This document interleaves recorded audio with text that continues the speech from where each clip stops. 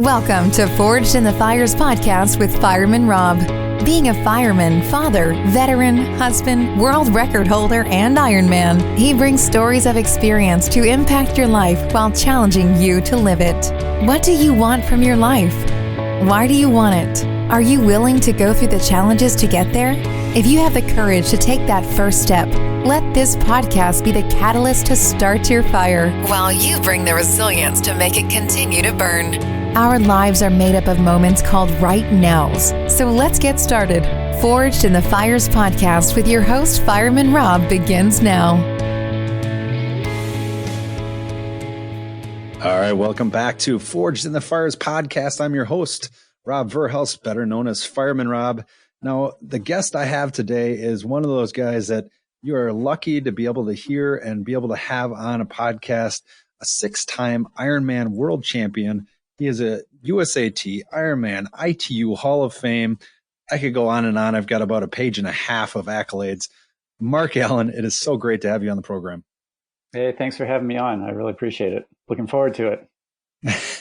Well, you know, it's a challenging time right now, but, definitely is having you as a coach. A lot of people, markallencoaching.com, a lot of people are probably looking to you for advice and how to weather the storm of not being able to compete, but at the same time, keep their fitness level up. What are you telling these athletes of yours? Yeah, that's actually a great question. And it's been interesting seeing how my coaching has evolved actually in the last few months. I thought more people would drop off than have, because clearly if you're getting coached, it's because you want to get better and ultimately, I think, have a great performance in races. But people have shifted that focus away from thinking, okay, I'm doing this because I want to set a PR, qualify for a championship, or whatever it is, to having their exercise be something that is just an inherent day-to-day reward for having at least something that they can have some semblance of control over, and also something that actually feels good. It's good for their health. It helps reduce stress. It gives them a break from having to, mull over the situation with their job or somebody who did get sick, or, just when is this going to end, or when do we get back to normal? So people have shifted the reason why they are training. And I've tried to emphasize this to all the people that I coach.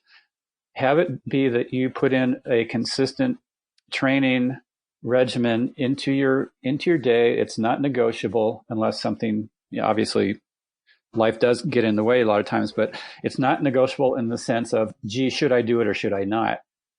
Train because it's essential to your physical health. It's essential to your well-being. It's essential to helping reduce your stress.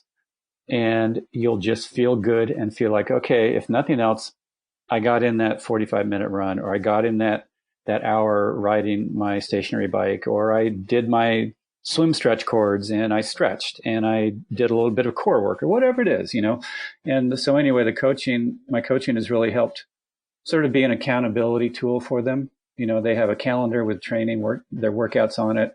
So it's sort of like, okay, this is what I'm going to do. And at some point, those races will come back. And those who are those who are laying the groundwork now and maintaining a decent base of fitness without doing too much, they're going to shine once races start to pop back onto the calendar. And especially having your background, because, you go back to 1982 when you began, getting into endurance sports, and you look at something like now where it's the unknowns, it's the not knowing what's going to happen next that is scaring most people.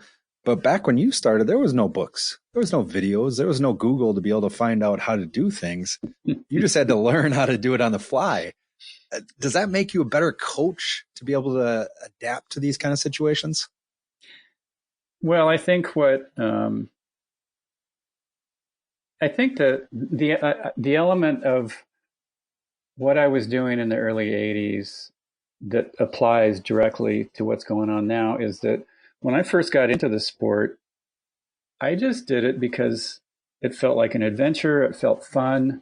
I enjoyed seeing how I could become more proficient at swimming, cycling, and running, and putting all those together for the races. And certainly the races were an important element of why I trained, but ultimately the racing was just the excuse to be able to get out there and train. And I love the process of training. And so I think I've been able to sort of instill that emphasis in people's minds a little more now. And I think actually what's going to happen is those who are training now, they're going to have a different relationship with fitness and why they're doing it than those who have kind of given up because there's no races. People who are training now, they're in it for their lifetime now. They're seeing that they do feel better. It keeps their morale up. It has required them to adapt. Nobody has pools. So what do? Well, you get a pair of stretch cords and you do some, attach the thing to your doorknob and you go at it. And you just find different ways to adapt to the situation as it is. You might have a lot of people had like those 3 or 4 days in the beginning where it's like, oh my gosh, what's the purpose now? Why am I doing this? And so a lot of people cut back on some of the volume that they were doing. If your Ironman got postponed or canceled, you probably don't want to go out there and do 5 or 6 hour rides every Saturday or whatever. But you cut it back to something that still maintains your fitness and gives you that good feeling about life. And so anyway, that's what I got from the 80s, early 80s. I got into the sport just because I love to train. I love to get out there and swim and bike and run and get out there in the world and see what's going on. And even though a lot of what people are doing now has been inside on trainers, let's say, especially cycling, they're just seeing that there's that inherent goodness they get out of exercise and staying healthy.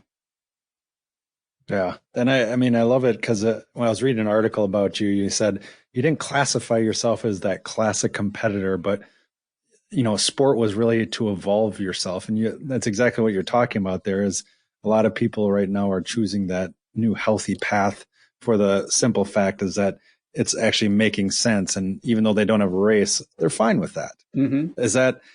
Are you seeing more people just, changing that lifestyle and still having that camaraderie of the endurance sports? Are you seeing those two, like the symbiotic relationship between those two, actually helping them to continue to advance? Yeah, it's interesting. Without that sort of real competitive element being at the forefront of what they're doing every day, they're actually sort of relaxing a little bit. Like, well, I didn't go so hard on that workout, but that's okay. I still got out there, which is in some ways healthy. And then other days they're like, you know what? Sorry, coach. I just felt so good. I just ignored my training zones and I just went for it, So people are getting sort of that more organic methodology integrated into their structure. They go with more how their body's feeling. And the really interesting thing is that people now have taken the time to sort of work on some of the elements that they know they're weak in. So like somebody might know that, let's say their cadence rate is too low when they run, they kind of plod. And so they've been spending time just focusing on gradually building that cadence rate up so that they're actually running with the cadence rate of really good runners. And they're because they can focus on it. They don't have all these other things going on. Like, oh, geez, it's 3 weeks before till the race, and I've got to get my wheels together. And it's like they're calmed down. It's the little things that matter in the long run. Yeah. So yeah. Now going back to your career, because you had a long career. 12 times in Kona, and I loved it because one of your things when I asked you what your favorite story is, I loved it because you said probably about losing Ironman 6 times, making some significant changes and coming back, and you won it 6 times, Ironman Kona. Tell me more about that transformation from not making that podium to all of a sudden making it numerous times. Yeah, for those who don't know that history, of the first 6 years that I raced Hawaii, I had what on the surface might have looked like pretty good races. I finished fifth twice. I finished third. I finished second twice. The very first year, I was actually in the lead with Dave Scott on the bike, and my derailleur broke, and I had to drop out. But thank God the derailleur broke, because truth be known, I probably would have completely blown up on that marathon. So I could go home. I could go home saying, "Dang, I was in the lead when my bike broke." Bummer. But you shouldn't have given that. Yeah, but those years were tough, because there were a lot of those first six that I felt like I had what it took to win, and I couldn't. I could be in the lead at the end of the bike. I could be in the lead at the half marathon, even with a few miles to go in the marathon, but I was falling apart. And so in 1989, it was the winter of 89, and I was kind of at that crossroads, having that chat with myself. Am I going to go back for a seventh one of those friggin' things? I mean, how many times do you beat your head against the wall before you realize you don't have what it takes, buddy? Go do an Olympic distance race where you know that you can go fast, And so I wasn't going to go back. I thought, no, it's not for me. And then 2 weeks later, after I started my training, there was just like this, I could just feel the subtle pull of the big island, like, come back. We need to come back another time. I'm like, dang, I do. But I need to go. I need to go there for a different reason. I had been going to the Ironman World Championship on the big island of Hawaii in Kona, trying to be the first person to cross that line. And when I didn't, there was this huge disappointment and letdown, because I felt like I had done what it would take to be the champion many of those years, and it just wasn't materializing. And so in 89, I kind of took my own step back and relaxed a little bit. And I thought, the reason to go back there is for the same reason I got into the sport. And it's just to go to the Ironman, try to cross that finish line in the best fashion you can. Just go there and have a great race, and don't even think about if you're going to win, not win, where you're at. Just put together an amazing swim, bike, and run, and honor yourself with that effort, and honor yourself with that focus. And that's why I went there in 89. And I knew that I needed to have a different relationship with the island itself, because it's a very, very intense natural environment. Yes. You get off that plane there, and you are not in Kansas. This is this ain't Kansas, Toto. This is a whole different beast. And I was trying to push away that intensity rather than finding a way to embrace it and see the beauty that was actually there, that is there. And so in 89, a couple of days before the race, I went to this place along the ocean on Leahy Drive where the marathon course runs. And I just sat there and kind of had a talk with the island. And I said, just let it be okay that I come here as me, and that I can just, that I can feel at home here and welcomed here. And I really felt like the island just opened up to me, and I just really had this warm feeling instead of this intense fear feeling. And it was the first time I'd ever experienced that at the Ironman in Hawaii. And so the race evolved, and, I'll lead into a story that's wild and completely out of left field, but at the same time, the reality of what happened. Dave Scott, who had won the race 6 times prior to 1989, going into that race, he was the guy to beat. He and I were together the entire swim. I just shouted him the entire way. I thought, you know what? This guy knows how to do it. Just stay with him and see how he does it. He knows how to pace this so that the last 2 hours are his best part of the race, not like mine, where the last 2 hours is where I fell apart. And so stuck with him on the swim, stayed right behind him on the bike. If he surged, I surged. If he backed off, I backed off. And I thought, I like this. I got the best chauffeur in the world here, best tour guide, Dave Scott, 6-time Ironman champ. And so we hit the marathon, and he started out just blistering fast. We were going somewhere around 545, 550 miles the first 4 or 5 miles. And I thought, this is complete insanity. But I stuck to my plan. I just said, you know what? Just stick with him. If you blow up, at least you go down with the best guy there is, right?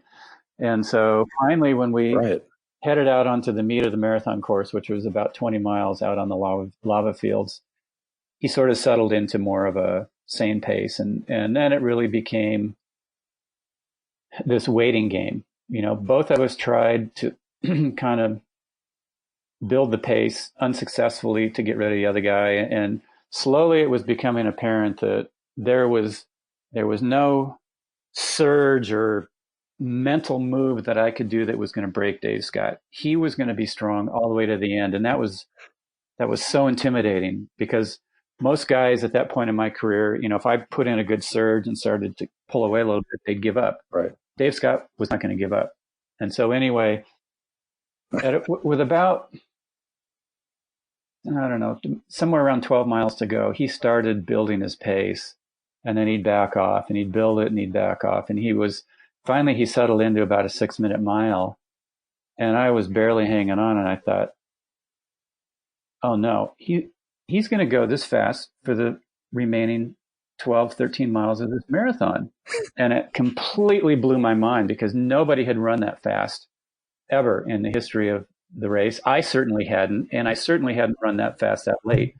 Right. And so then my mind just started going berserk with all the crap that doesn't help you out. You know, like, Dave Scott is going to win. My legs are killing me. I shouldn't have come back. I should have done different training. You know, wow, poor me, right? I mean, my legs are killing me, but what was I thinking was going to happen? You know, I was going to get to the Ironman and run a marathon and not feel it. Yeah. You know, it's like, get real.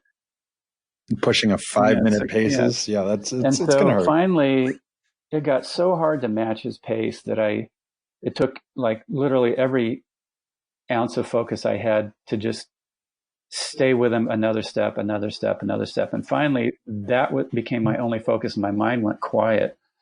And literally in the instant my mind went quiet, an image came back to me that I'd seen in a magazine 2 days before the race. And it was a photo of a 110-year-old Huichol shaman medicine man from Mexico, and one of the indigenous tribes down there.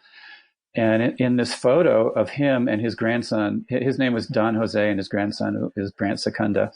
And they were going to be teaching a workshop in Mexico, talking about the way of life from the Huichol people, which is, they're very indigenous. They value connecting with nature. They love to laugh and joke, but they also have a deep sense of how important it is to feel connected with the natural world, which was, like I said, ironically, something that I did for the first time there in Hawaii. Those 2 days before the race, I felt like I connected with the island for the first time, and it felt so alive and so real. And so anyway, Don Jose's image came back to me, and in the photo, he had this just beautiful, peaceful but powerful smile, you know, that just seemed like it reached across the universe. And you know, as an athlete, that's kind of the two qualities you're trying to blend together: a sense of peace, yet having a sense of power, of strength, of being able to just keep sticking with it no matter what.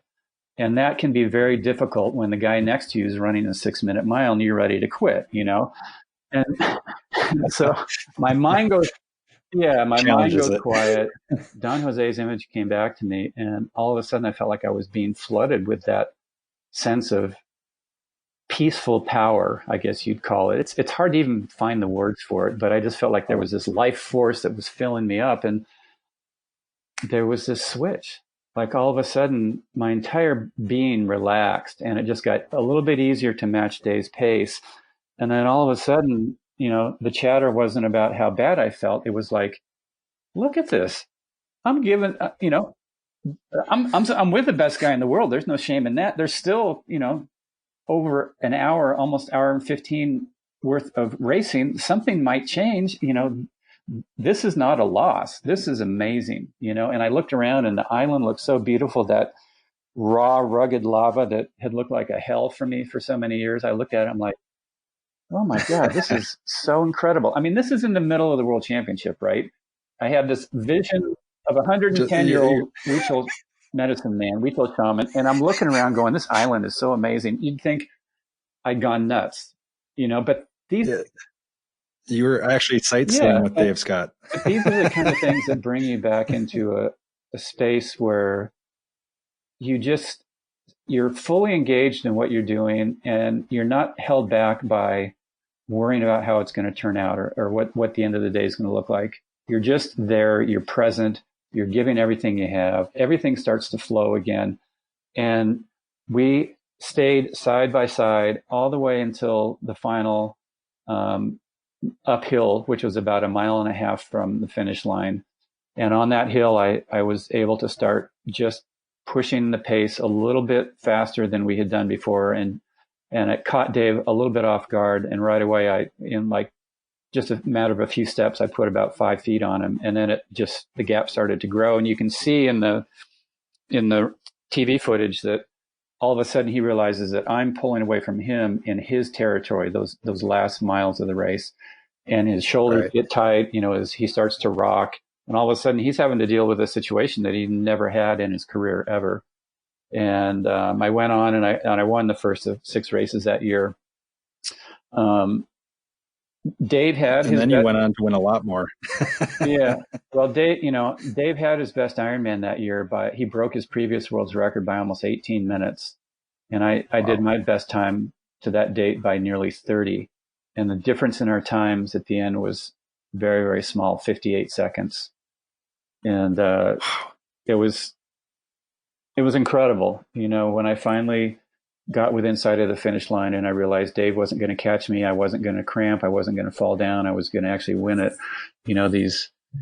These tears of joy and relief and total ecstasy and fulfillment just filled me, and pretty incredible. And then eventually, a little bit after that race, I went down to that workshop in Mexico, and Don Jose actually had died just the month before it, but I met Brant Secunda and started studying that beautiful tradition with him. And I've been studying with him since 1990, and almost 30 years now. And that became a real integrated part of my, I guess you'd say, preparation, because it really helped me to the tools and practices and that he teaches and that we use. It helps you to sort of embrace a sense of peace, learn how to get your mind to be quiet, to just sort of surrender to life and try and just be grateful no matter what's going on, no matter how it's looking, how impossible it is, just take that next step anyway. And that became such a huge part of my racing. Because, when you're in an Ironman, I don't care if you win it and you look like you had the whole thing under control, there's still going to be about 1,000 points where you're going, I can't do this. What was I thinking? I'm getting a sit-down office job the second I cross that finish line. I am never doing one of these things again, right? And you have to bring yourself back into that space of, okay, there's the quiet. Now remember why you're here. You're here to just give your best effort, and your best effort's going to happen when you're quiet, when you engage, when you just get to that next aid station, when everything loosens up. So just shake it off and suck it up, and here we go. Okay. And you have to keep coming back to those places over and over and over. And if you can do it in like a breath or 1 second, you're engaged more of the race than the other competitors who are sitting there fighting themselves, trying to decide, is this excuse good enough to drop out? Will it sound okay? Yeah, exactly. Exactly. So, you're convincing yourself, and you say it perfectly, because it's really you talk about tuning into your body and dealing with things that don't show up on the Garmin. Those are the things that are the intangibles that I think are hard for individuals nowadays, because they have so much information, whereas you guys had to figure out your bodies. And I love what you talked about your mind, because when your mind is quiet and you're able to talk to yourself in a strong tone, that's when you can achieve greatness. And I love that how you put that, because it's so important. And, talking about, you won that race, and now you won 20 or 21 straight races. I got on a winning streak. This is a great story, actually. I love this. I got on a winning streak in 1988, about a month or so after Ironman in late November, in 1988. That was after my sixth Ironman, the last one that I lost. I went to a place called Reunion Island to do a long distance event it was about a 6-hour race. Very, very hilly, demanding course. And I won it in Reunion Island. And from there, all the way through 1989 and all the way through 1990, I didn't lose one race. I won every race that I competed in at all distances, all places around the world. And that totaled up from that race in Reunion Island all the way till the last race that I won in 1990, totaled 20 races. And so for years, I was telling people that I had this 20 race winning streak that started in late November 1988, went all the way through the end of the season in 1990. Well, about a year or so ago, I found this moving box that I had in my storage shed that had a bunch of my old trophies in it. And so I thought I'd go down memory lane and sort of started unwrapping them. And I unwrapped this big Waterford crystal vase, and it was the championship trophy for winning this race, the Bermuda International Triathlon. Okay. And I looked at the date, and it was like November 6th, 1988. So I had actually started my winning streak at the beginning of November that year. And so all of a sudden I realized, oh my God, the winning streak wasn't 20, it was 21. and so I had to revise all of my printing and press stuff. And, the winning streak is 21, not 20. I love it. And somebody goes, how can you not remember a race that you won? And I go, I don't know. It's like, you're in a zone. Oh my God. Don't come to me if you're looking for like the super stats on anything in sports, because I'll get it wrong for sure. Well, I love it because it's like, you race each race and, from that streak and from all of your other accolades, you got the greatest endurance athlete of all time by ESPN, which is a huge accolade because, endurance sports is such a critical part of life. And a lot of people learn so many skills. I mean, myself, I've been able to cope with a lot of things and be able to learn a lot about myself. And one of my favorite stories of yours is that 1995 comeback when you were 37 years old and you had taken a year off. Run me through that last 23 months or that last when you got into the marathon, because you were 13 minutes back on the run, right? Yeah, this was my final Ironman 1995. This was the 12th one. If I could win it, it would be 6 wins and 6 starts. And so, that kind of sounded pretty cool because that would tie Dave Scott's record of winning 6 Ironmans. And I was 37 years old that year, and nobody had won as a 37-year-old. Nobody had won 6 races in 6 starts either. Dave won 6, but he had a loss in there during one of the years. But anyway, so going into it, I had 2 levels of kind of this impossibility facing me. And just like everything else back then, you couldn't Google, how do you win Ironman as a 37-year-old, 6 in a row? I'll Google it right now. Right, yeah. And the problem was that the guys I was competing against were 10, 15 years younger. And so they were able to load on the volume much more than me. I'd been able to do it in the early part of my career, but now I was at a point where my body just couldn't take that same training. I had to dial it back. And so, of course, the question is, where am I going to get more out of myself with less training? Right. And so, that was the year that for sure I did a ton of extra stuff with studying with Brant and working with him. And he helped me out a lot to get in the right space to just be able to really draw energy from the island, strength from the island, and also to just stay in that right mental space for 8 hours, which is very hard to do. Right. If you don't train for it. If you go to the Ironman hoping you're going to be able to deal with yourself, forget it. You got to practice it. And so anyway, I came off the bike, and and things weren't looking too good. I came off the bike 13 and a half minutes behind the leader, Thomas Hellriegel. He was a 24-year-old German soldier, and nobody had come from that far back to win. And so now there's the third level of impossibility facing me.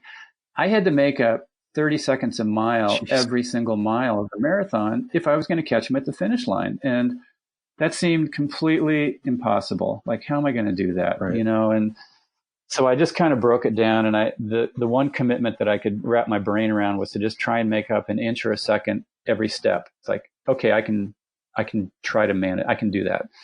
And, you know, I was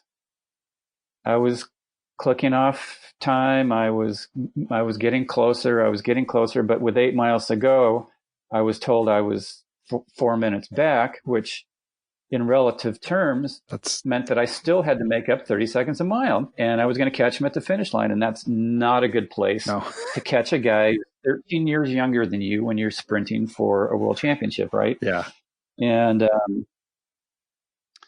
wow. You know, like I said, I had done a lot of work with Brant, and right before I came over to Hawaii, I stopped at where he lives, sort of in the Santa Cruz area, and I spent a day with him, and he did a final kind of blessing for me. And he said, if you're having problems out there, call out to the Big Island. It's alive. It will hear you. It will help you, you know? And so, I thought, okay, one more time. One more time. And I said, hey, Big Island, help me here. I need something extra. I just need to make up a little bit more. I'm giving everything I have, and I'm going to give everything I have, even if I blow up, but I need your help. And, the next mile I made up about 40 seconds. And then the one after that, about 50.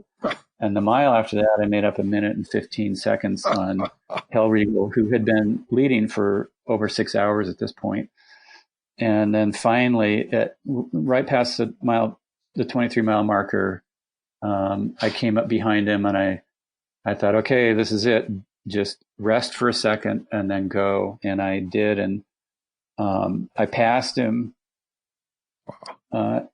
And I didn't look back. I just kept the pedal to the metal, and slowly I could hear his footsteps fading. And then finally I couldn't hear his footsteps anymore. And I kept the pace up all the way to the finish. Wow. And so anyway, it was very intense, because there were so many moments where I really literally did want to give up, right, because it seemed so impossible. And it was funny, because the next day at the awards, pretty much every single one of the guys in the top 10 came up to me and they go, man, how did you do that? They all said, I would have given up. I would have thrown in the towel. I don't know. How did you think you could win? You know, it's like, I had no idea. Right. I had absolutely no idea if I could, but I knew that this was my last Ironman. I knew that I wanted to go out knowing that I'd given my best effort. And so that kept bringing me back to that space of give your best effort. Don't worry about him, Hellriegel, the race, the victory, the loss, however it's going to turn out. Don't even think about that. Just make each step count. And so in the end, even though when I came off the bike, I thought I was having the worst Ironman of my life. Right. In the end, when I look back, I realized that was the greatest race of my entire career, because it took so much to overcome that part of myself that could have easily just said, I can't do it. It's not worth it. Given up, given a halfway effort, you know, and every time we rise above those moments in our lives, whether it's at a race or in a relationship or at work or wherever you find yourself, where you want to just give up and throw in the towel, and you re-engage and you take something to completion, that's empowering. That empowers you for your life. And it's a memory that fuels you for a very, very, very long time. You know, Brant and I teach a workshop called Fit Soul, Fit Body. We haven't recently because of the, situation with the virus. But in that workshop, we teach a lot. He teaches a lot of the tools that I use to become an Ironman champion. They're tools that everybody can use to become healthier, happier, to overcome many of the challenges that might seem too daunting to be able to manage, and to just re-engage with a much more peaceful yet powerful focus in life. And that's precious to do that. Oh, it is so precious. And you can go to fitsoul-fitbody.com to find out more, or you can go to markallencoaching.com to find out more. I mean, your philosophy, I love it because it's more than sport. It transcends into the soul. And I think that's where you find the true transformation. And Mark, thank you so much for coming on today. I appreciate it. Okay, Fireman Rob, take care. We've got questions though. This isn't the end. Oh, right. I've got the question. I didn't even get to. Now these ones I don't give them to my guests ahead of time because I want that confusion, that truth to come straight out. So here we go. First question is: what is one thing you haven't done, but is outside of your comfort zone? Oh, well. There's a lot of things I haven't done that are outside of my comfort zone. I haven't climbed Mount Everest. I haven't parachuted. I haven't, I haven't done river rafting in heavy water. There's a lot of things, and not that I want to do any of those, but people sometimes think, "Oh, you did Ironman, you can do anything." It's like, no, I can't. I'm just as vulnerable and human as everybody else. I just happen to be kind of good at that one thing. Well, I think next time maybe you and I connect, we'll do an interview and we'll go skydiving. Okay. It'll be a great interview. All right, here's a second. Bob, you go first. Why did Mark not get out? All right, here's your second one. What is your favorite quote and why? One of my favorite quotes is, "You don't have to be having fun to have fun." And I really like that because that sort of summarizes a lot about the race experience. It's right. You're not really, you can't say you're out there having fun. It's painful, it's intense, but it's fulfilling, and fulfillment is a form of fun. And then a second quote that I really like, and that I really had to think about for a while, is one that says, "How you do anything is how you do everything." So do you leave your dishes in the sink all the time? Well, what other parts of your life do you leave undone, thinking that, I'll deal with it later? And not that you have to be neurotic about anything or everything, but once I started thinking about that, it's like, yeah, just a simple thing of you get up in the morning, you make your bed, you do some form of morning rituals to set the tone for the day, and then everything in that day becomes a very different experience, more of a life becomes a practice that is enabling you to perfect yourself a little bit more each and every day. And so that quote is really a broad one, and I think if people think about it and see how that does apply in their life, that it can transform things. I love that quote. That's a great way of thinking of things.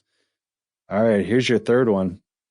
If you could pick to have coffee with 3 other people, they can be living or deceased, at a firehouse table. So in other words, nothing is off the table. You can ask them anything. Mm-hmm. Who would it be and why? This one we've gotten people all over the board. I bet. Yeah. Well, one person I would want to have coffee with would be Obama, just because. There you go. That he did something that nobody had done before in history. Right. I would like to learn more about him. Just what makes him tick and what's his thought process. How many people How many people do I get? You get 3. You get 3 people. Oh, let's see. We've gotten some different ones. There was do you remember the climber Lynn Hill?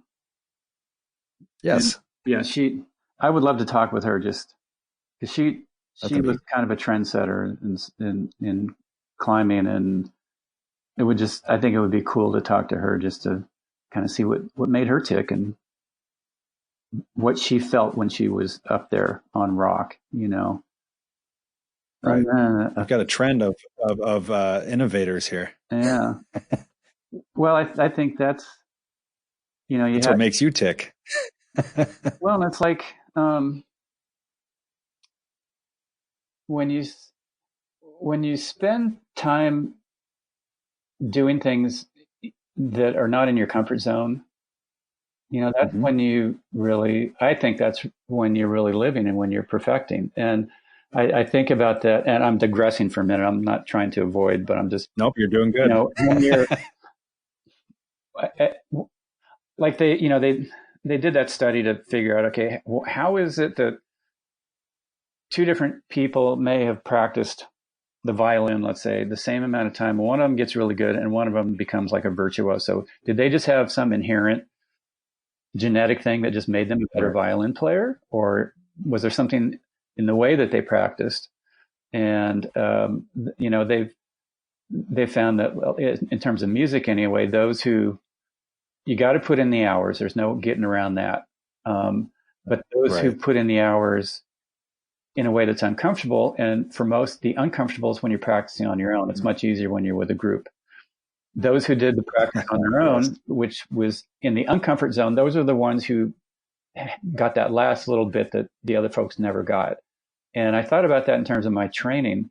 I never did workouts that I felt were comfortable. I was always training in a way that, at least in the broad progression of week to week, month to month, I was always trying to get into that uncomfortable place, whether it was something with consistency or speed or volume. It was always uncomfortable. And I think that's one of the things that maybe made me good at one of the reasons why I got so good at triathlon. But a third person, I think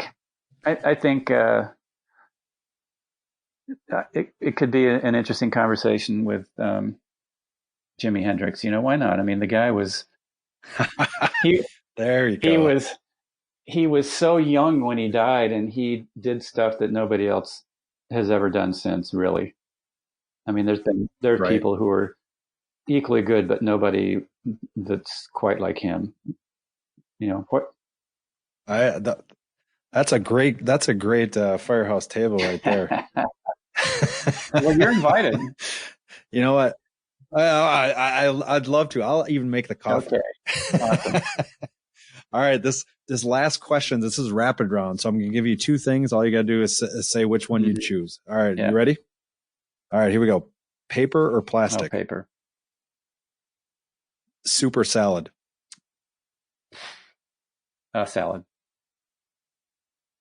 All right. This one's going to be tough. McDonald's or Taco Bell?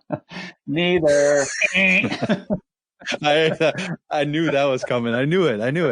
All right, here we go. Camping or hotel? Oh, that's a tough one. I'm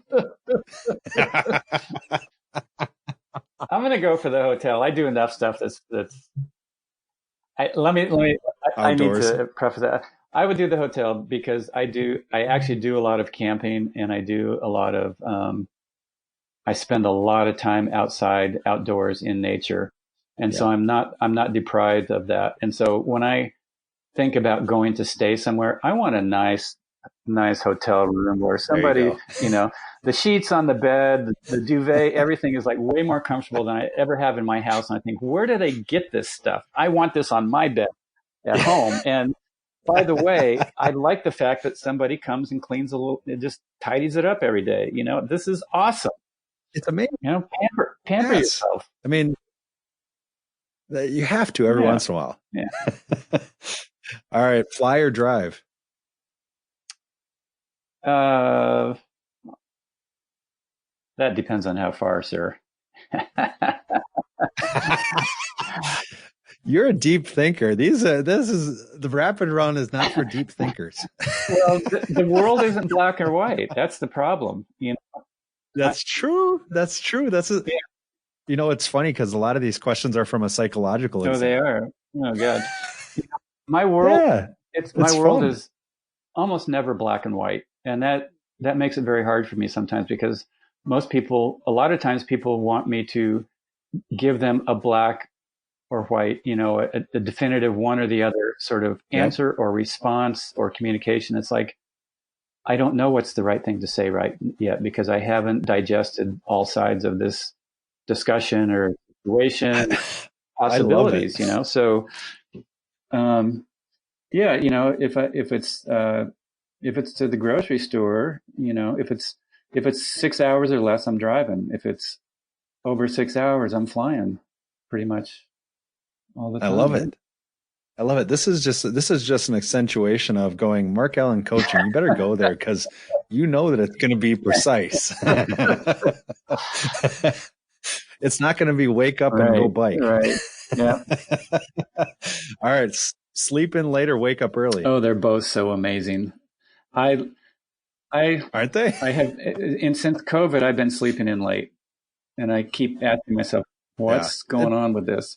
However, one of my favorite things is when I first get back from being in Europe and you're on European time zone and you wake up at like 3:30 in the morning and it's quiet and you're wide awake and you get up and, you have a cup of coffee. Next thing you know, it's 4:30 and it's almost sunrise. And you're like, I'm the only human who is taking advantage of this. This is so awesome. And, you're like, and know the sun. Yeah. And then, you get the wetsuit on and you're the first guy to paddle out in the water. And it's like, this is so awesome. So I love it. I love it. This is the best rapid run I've ever had, I have to say. I'm going to start calling it the Mark Allen rapid run. All right. Next one is run or walk. This should be easy. Hey, I think you're going to be surprised on this one. Walk. Was that what you were expecting? Oh, no kidding. That wasn't what you were. Not and at I'll tell all. you why. Because a couple of weeks ago, I was surfing, and it was a big day, and I took off too late on this one wave. I was actually going to take it in because I'd had this incredibly amazing surf session, like one of the best of my life, and I'm like, this is awesome. I'm done. I'm catching one more. I'm going in. Took off late. Board dropped out from underneath me. I came down the face, and right as I was coming down the face, the board was coming back up, and it hit me in the head. Sounded like when a baseball hits a bat solid and that crack. And I'm like, oh no. And I came up and I put my hand on my head. It was on my forehead. I thought, okay, I know it's going to be bleeding, but I just want to see. And so I put my hand up there, and for like a second, I took my hand down. It was completely red. I'm like, oh shit, And I paddled in. I live 2 blocks from where I surf. So I walked to my house, my hand on my forehead, and I could see everybody's eyes just like, are you okay, dude? Do you need us to drive you somewhere? I'm like, oh, I just live 2 blocks away, Went to the emergency room. They ended up putting in 14 stitches. It split the scalp open all the way to my skull. And fortunately, I didn't crack my skull or get knocked out or anything. But, I think I had a little bit of a concussion from it. But anyway, so the last thing I wanted to do was anything exerting, but I still wanted to just get out. And so I started walking a little bit. And I took my iPhone because it counts your steps and your distance and all that. And I started thinking, yep. I used to hear these recommendations. You should do 10,000 steps a day to be healthy, And so I'm thinking, I wonder how long it would take me to do 10,000 steps. So the first walk that I went on seemed like I was out there forever, and I'd only walked about 5,000. I'm like, geez, 10,000 steps that's a big deal, right? And so finally, I worked my way up to. And when I'm saying walking, I'm saying like walking with intent, not just like strolling, like moving along. Yes. Yeah, like not just the moving along. type. Like this is a form of workout. And as I've been doing this, I got it up to 10,000 steps, and that's about 5 miles the way my stride is. It's a big deal to walk 5 miles, and but the thing about it that's amazing is that because it's a slower motion than running, you can be very acutely aware of so many muscles in your legs, your glutes, your ankles, how much you're using your feet, articulating your feet, engaging the muscles in the ankle, engaging the glutes, making sure your core is solid and stabilized. And I realized just doing those walks was giving me this huge strength that I haven't had before, and it's helped me to balance some left-right imbalances, like, one leg doesn't work quite the same as the other type of thing, but you don't really notice it when you're walking. You go, oh, wait a minute, they're working a little bit differently. Let me get them to work both the same sets of muscles in each step. And so I think walking, and I never thought I would say this, but I think walking, if you do it with a focus, and you do like real walking, like, you do 10,000 steps in a day, whether it's all at once or you split it up into 2 or 3 walks. If you do that fairly consistently, I am seeing personally these huge improvements in just this overall integrity of my body. It's the strangest thing, isn't it? That's crazy. I can see that. I've done a lot of walking in my lifetime. And it is challenging, and you really have to focus, because it's not the quick muscle. It's using every single aspect of your body. My son's giving me a hard time. It's crazy. Like, dude, Dad, you've become a walker, huh? Okay. Senior citizen. We're going to give you the Hey, you don't have a walker. You are a walker. Yeah, it's a totally different thing. Son. I am the walker. Well, he hiked the Pacific Crest Trails a few summers ago. It took him 4 months, a little under 4 months. Canada to Mexico. Awesome. So he knows about walking. Jeez. Yeah. Oh yeah, you have to walk that.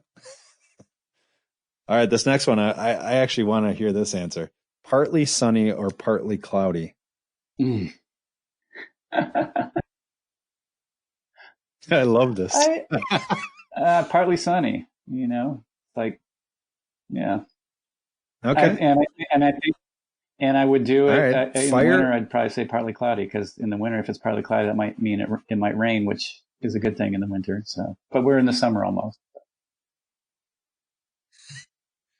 I see. I like the analytical side of that. I like it. All right. Okay. This next one's going to be, this is critical to water. Me. Fire or water?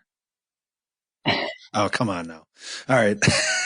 All right. This one's going to be a good one. Use a porta potty or continue to drive or run to the next physical bathroom? Well, being a runner, the world is a bathroom, I have found over the years. There you go. There you go. I knew that one. And I'm guessing this one's going to be a like the McDonald's Taco Bell, Coke or Pepsi. Yeah, there you go. And then the last one, go big or go big home. All the way. Go big all the way. I love it. I love it. Mark Allen, this has been a fantastic talk. Thank you so much for coming on.